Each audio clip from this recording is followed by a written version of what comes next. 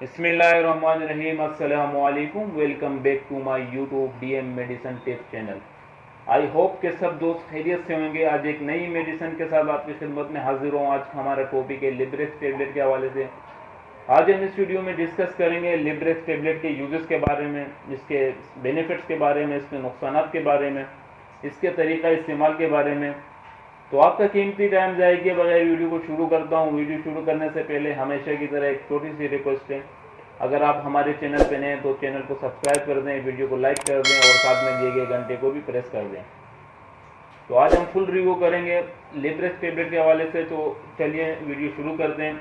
सबसे पहले अगर हम इसकी कंपोजिशन की यानी कि फार्मूलेशन की अगर बात कर लें तो क्लोडिज़िपोक्साइड इसमें मौजूद है और प्लस इसके अंदर एक क्लिडिनियम ब्रोमाइड इसमें मौजूद है 5 mg एंड 2.5 mg।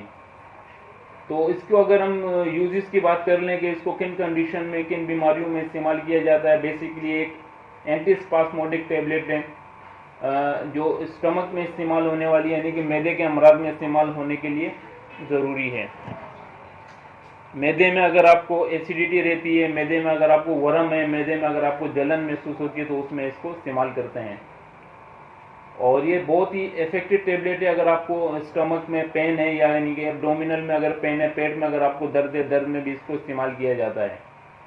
और इसी के साथ साथ इसको वरम के लिए इस्तेमाल करते हैं। अगर आपके मैदे में वरम है, आपके इंटेस्टाइन में यानी कि आपके आंतों में अगर वरम है तो उसमें भी इसको इस्तेमाल करते हैं।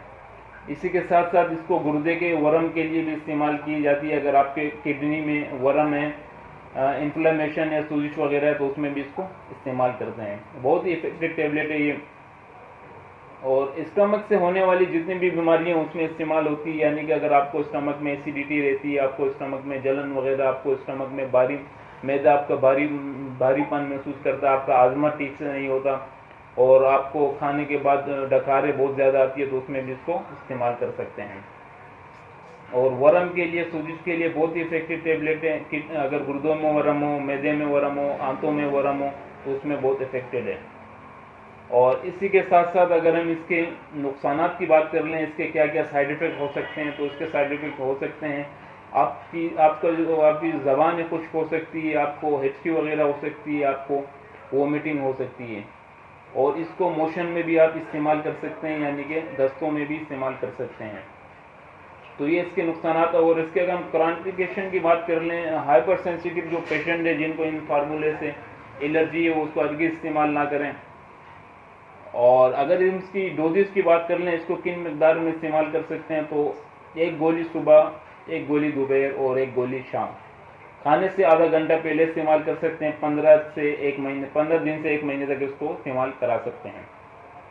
उम्मीद करता हूँ कि वीडियो आपको पसंद आई होगी। वीडियो अगर पसंद आए तो प्लीज़ वीडियो को लाइक कर दें। आज तक के लिए इतने था। अल्लाह हाफिज़।